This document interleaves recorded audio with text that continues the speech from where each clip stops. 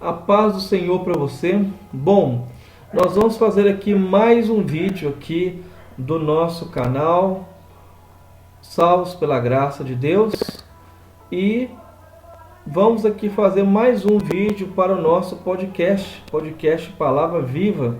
Nós fizemos um primeiro vídeo falando sobre o que é ser igreja, o que é igreja. E agora nós vamos estar falando sobre o que? Nós vamos estar falando sobre qual o local que nós podemos nos reunir como igreja. O que é mais biblicamente falando, o que é mais próximo biblicamente falando que nós podemos estar seguindo em nossas reuniões. Existe um embate muito grande do grupo dos desigrejados ou daqueles que não aderiram mais à igreja denominacional, às igrejas que já são instituídas, e existe uma rivalidade muito grande dentro do próprio corpo de Cristo. E isso é triste porque o que acontece? A igreja de Cristo, ela é universal, ela é uma só. Logicamente que ela se apresenta em vários grupos que são heterogêneos. A igreja cristã, ela não é igual em todas as localidades, em todos os países. Uma mesma denominação, vamos pegar uma igreja Assembleia de Deus. Você vai ver que existem muitas diferenças de uma assembleia para outra. Você pega, por exemplo, uma igreja batista, você vai ver uma igreja batista brasileira, por exemplo, você vai numa determinada localidade, ela tem um jeito. Você vai lá para o lado da Amazônia, a igreja batista brasileira, ela é de um jeito. Aqui em Minas Gerais vai ser de outro, e assim por diante. E assim você pode pegar qualquer denominação que sempre vai ter alguma diferença. Então, a igreja, ela é universal, ela é uma só, porém a igreja local, ela tem as suas diferenças. Tem a sua liturgia, cada igreja tem a sua liturgia ou ordem de culto, tá? Quando a gente fala de liturgia, é a mesma coisa de falar de ordem de culto. É aquela ordem que acontece o culto. Primeiro você faz isso, você dá abertura, dá uma saudação, passa para um momento de devocional, depois canta um hino, aí vai dando as oportunidades, tem o momento da pregação, o momento do testemunho, da unção, oração final, bênção apostólica, avisos, e assim termina o culto. Sempre vai ter alguma diferença. Tem igrejas que tem até a celebração da ceia em todos os seus cultos, né? Mas essas são raras. Se não me falha a memória, a igreja que faz isso é a igreja luterana, que realiza em todos os cultos, ela celebra a ceia. Tirando a igreja luterana, nós temos a igreja católica, que celebra, né, a Eucaristia, que é a referência da ceia também. Vamos lá então. Bom, nós estamos aqui no capítulo 1 de Atos, e aqui nós vemos que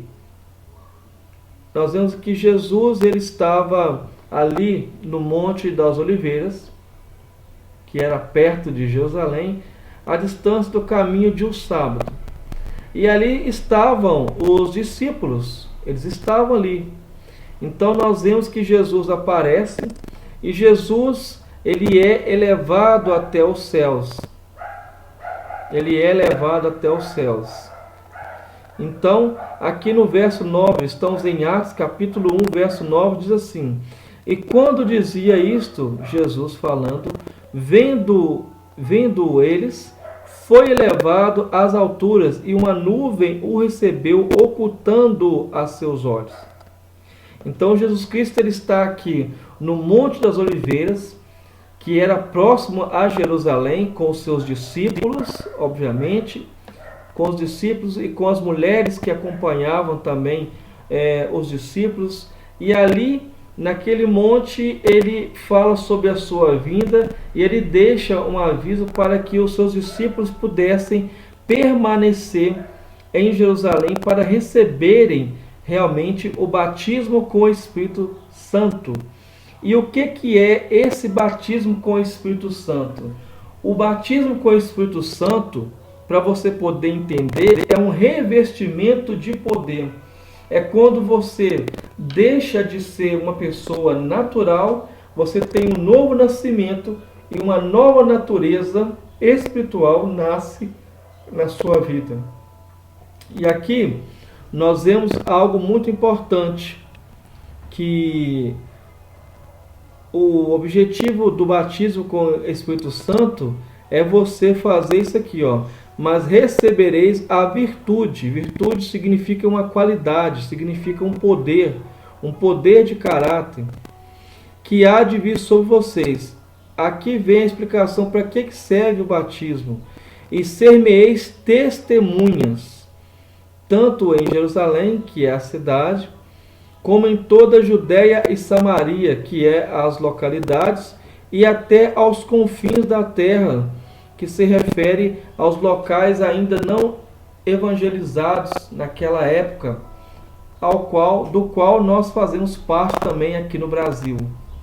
Então, o testemunhar do reino de Deus só pode acontecer se nós tivermos a virtude do Espírito Santo. E toda pessoa que confessou Jesus Cristo, automaticamente, se ela tem um novo nascimento, ela já recebe o batismo com o Espírito Santo, que faz com que ela agora passe a ser não mais uma pessoa natural, mas uma pessoa espiritual, fazendo parte da Igreja de Cristo Universal. E isso só ocorre mediante o novo nascimento e através do Espírito Santo. Beleza? Então, aqui nós vemos que a igreja estava reunida fora do templo. Então, aqui nós temos aqui já temos uma resposta. A igreja, ela precisa, para ela poder existir, ela precisa reunir de forma obrigatória num templo de 4 paredes? A resposta aqui é obviamente que não. Porém, isso não quer dizer que a igreja, à medida que ela vai crescendo, e pessoas vão ali se ajuntando, por uma questão realmente de necessidade, a igreja pode vir a deixar de ser apenas um movimento sem um templo físico e ter um templo físico para poder acomodar a multidão dos salvos. Não é pecado algum. Por quê? Porque Jesus, ele fala para os irmãos continuarem aguardando ali em Jerusalém para receberem o batismo com o Espírito Santo. E aqui nós vemos algo muito interessante, ó. Que eles voltam, aqui no verso 12 fala: então voltaram para Jerusalém, que é a cidade, do monte chamado das Oliveiras, o qual está perto de Jerusalém, à distância de um caminho e um sábado. E entrando, subiram ao cenáculo. O cenáculo era um local onde eram feitas as celebrações judaicas, e era um local que tinha um limite máximo de pessoas. E aqui estavam os discípulos, ó, Pedro, Tiago, João, André, Filipe, Bartolomeu, Tiago, Mateus, Tiago, filho de Alfeu, Simão, o Zelote e Judas, irmão de Tiago. E fala no verso 14: todos estes perseveravam unanimemente em oração e súplicas com as mulheres que andavam com Jesus e Maria, mãe de Jesus, e com seus irmãos. Então, nós vemos que ali não havia ali naquele momento um culto que era celebrado no templo de Jerusalém. Eles estavam no cenáculo. Então, não é pecado reunir num local específico. Não é pecado. Então, quando um grupo de desigrejado fica metendo pau nas instituições, quatro paredes, está errado. Por quê? As quatro paredes não têm nada a ver. Logicamente que nós temos que tomar cuidado com o excesso de luxúria que é feito nos templos. Porque o dinheiro que é investido nos templos de forma suntuosa, eles devem ser usados para ajudar os irmãos, para poder construir casas populares, para poder tirar as pessoas realmente da miséria. A igreja ela tem uma contribuição social também. E o que acontece é o seguinte: as denominações também, os pastores que falam que a igreja, não existe igreja fora de um templo, eles estão errados também. Por que estão errados? Porque a igreja de Cristo não são templos. A igreja não é um templo. A igreja não é um templo de quatro paredes. A igreja são um conjunto de pessoas que se reúnem. Então a igreja ela pode se reunir em qualquer lugar que ela quiser. Só que obviamente, por uma questão de necessidade, de organização, as igrejas elas têm um templo. O movimento de igrejas nas casas, ele funciona muito bem durante muito tempo, durante muitos anos. Só que chega um determinado momento que as pessoas, ela aumenta o grande número de pessoas e fica inviável o culto na casa das pessoas. Para isso existem duas soluções.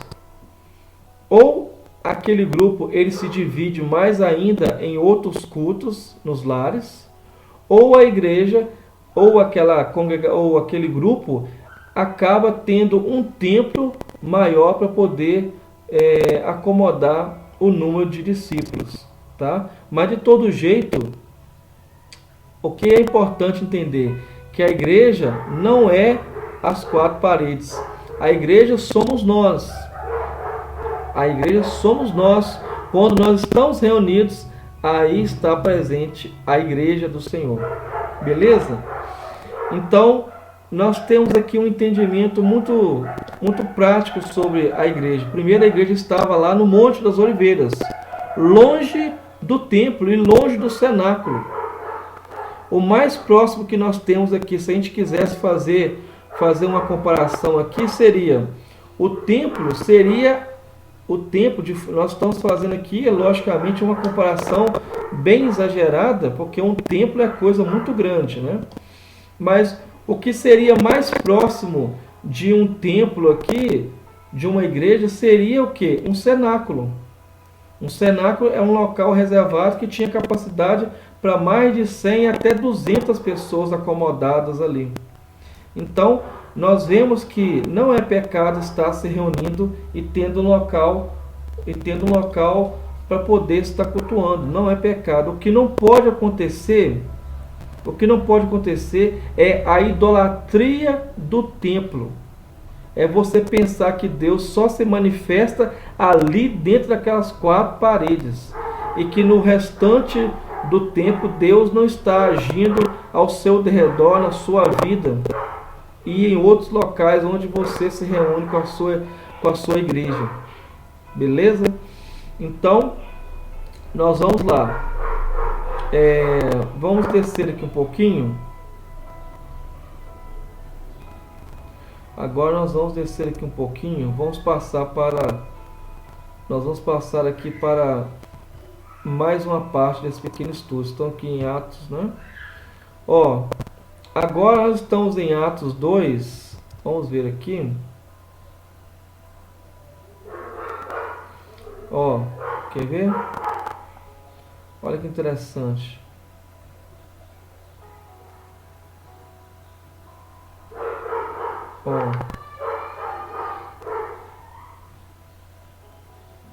Olha que interessante. Vamos lá no verso 46,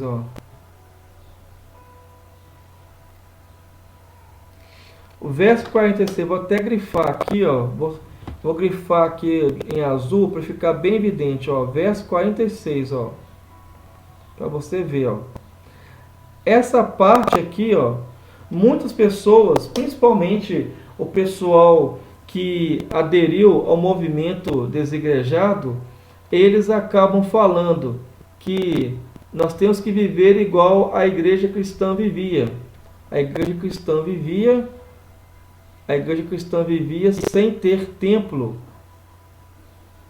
Ó, a igreja cristã vivia sem ter templo, reunindo nas casas. Só que eles esquecem de ler o verso completo. Olha que interessante. Quando a gente vai falar qualquer coisa com relação à Bíblia, ou com relação a qualquer assunto, nós temos que fazer o quê? O que nós temos que fazer? Nós temos que ler o verso completo. Então aqui nós estamos no capítulo 2 do livro de Atos, a partir do verso 46, que diz assim: e perseverando unânimes,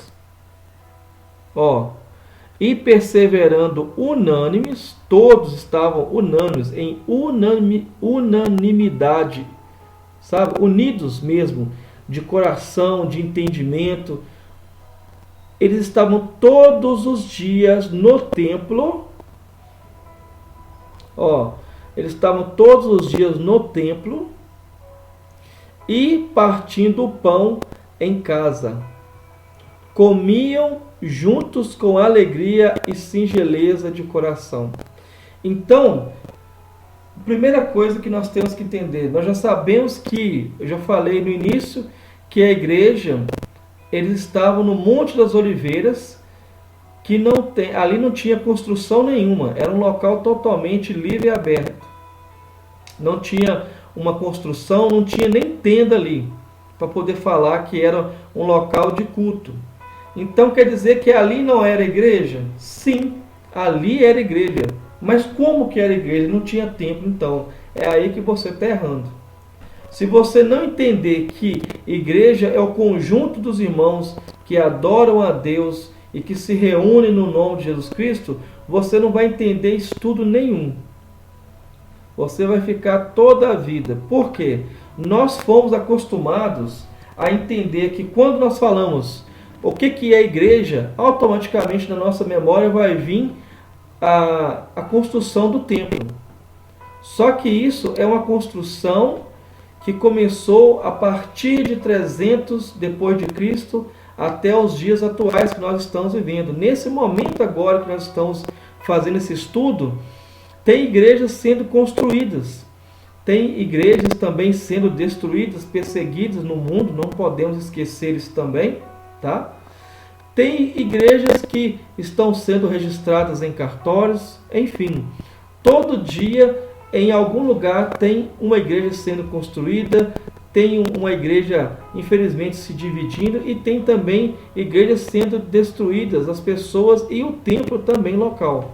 Não podemos esquecer da igreja missionária, da igreja sofredora. Então, eles estavam unânimes no templo. Mas eles estavam no templo. Então, o que você que faz parte do movimento que fala que a igreja só se reunia nas casas, como que você vai responder isso aqui? Não tem como. Porque o texto fala, eles estavam unânimes todos os dias. Eles não estavam somente no domingo. Eles estavam todos os dias no templo. Eles perseveravam unânimes, todos estavam ali no templo.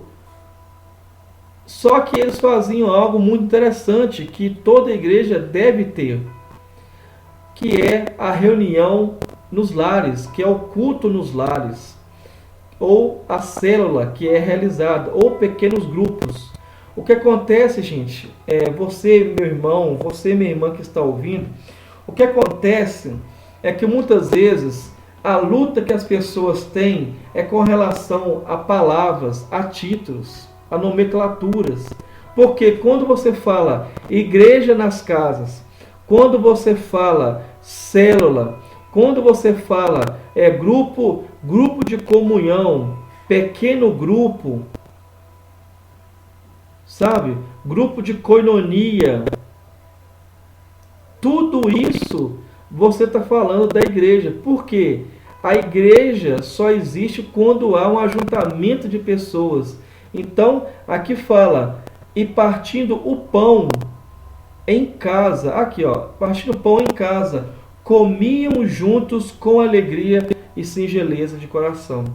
Então, não há problema algum você se reunir nas casas, você querer reunir com a sua igreja nas casas, você criar um projeto, você criar uma igreja, trabalhar uma igreja em célula, não há problema algum.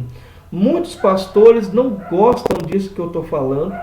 Muitos vão, assim como eu já ouvi aqui nos comentários, muitos vão falar que eu estou errado, que eu estou cometendo uma heresia, mas eu não estou cometendo heresia. Por quê? A igreja, ela se reunia tanto no templo quanto nas casas. E era todo dia. Então, o que eu posso falar a respeito disso? É errado reunir nas casas? Não é errado. É errado você juntamente com um grupo de pessoas, querer construir ali um local, um templo, para poder estar orando, para poder estar estudando a palavra de Deus? Não é errado, não é pecado. O pecado é quando você que não gosta de reunir numa igreja, você fica demonizando a denominação.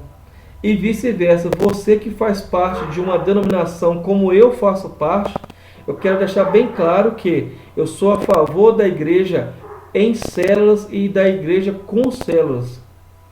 Eu faço parte de uma denominação, eu sou da Igreja Batista Nova Vida, eu congrego, só que eu não sou contra a reunião nas casas. Eu não sou contra o trabalho com células, pelo contrário, eu sou totalmente favorável. Por quê? Onde tem um grupo de irmãos que devidamente estão vivendo em comunhão, lendo a palavra de Deus, estudando a palavra de Deus, a Bíblia, vivendo a comunhão, ajudando realmente a cada um dos irmãos e ajudando a sociedade, porque um erro que muitos grupos acabam fazendo, que se reúnem nos lares, é que eles se fecham e ficam sectários. A igreja, ela tem que ser uma igreja participante da sociedade. Nós não temos que nos contaminar com o mundo, mas nós temos que contaminar o mundo, entre aspas. Nós temos que influenciar o mundo com a presença da igreja. Então, fica aqui essa pequena explanação falando o seguinte: é pecado você reunir nas casas? Não é pecado. É pecado você fazer parte de uma denominação, você construir um templo, você reunir com os irmãos e querer abrir ali uma igreja, um templo, né? Igreja que eu falo aqui, um templo com paredes. É pecado? Não. Pecado é você realmente gastar o dinheiro com aquilo que não é pão. Pecado é você deixar de ajudar o seu irmão, para poder comprar coisas fúteis. Então, você que entrega o seu dízimo, você que não entrega o dízimo, mas você fala da oferta de amor, não importa, você precisa ajudar as pessoas que fazem parte do seu grupo, obviamente. Primeiramente, você tem que ajudar o povo da sua igreja, mas você tem que ajudar também a sua família. Talvez você tenha um parente, um irmão, um pai, uma mãe, um cunhado, um concunhado, um sobrinho, uma tia, uma avó, que está passando por situação de luta e você não tira nem R$50, nem R$10 para poder ajudar essa pessoa. Então, o meu entendimento com relação ao dízimos e ofertas é o seguinte: você deve dizimar naquele local onde você congrega, sim, mas você deve fazer isso de coração, mas você também precisa ajudar as pessoas que estão passando por necessidade, seja dentro da igreja, seja fora da igreja ou da sua própria família.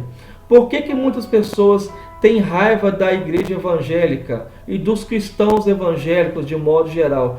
Porque todo mês você é fiel, entrega lá o seu dízimo na igreja e acha que pronto, acabou, a sua parte para com Deus está resolvida, mas não. Você precisa ajudar as pessoas que estão passando por necessidade.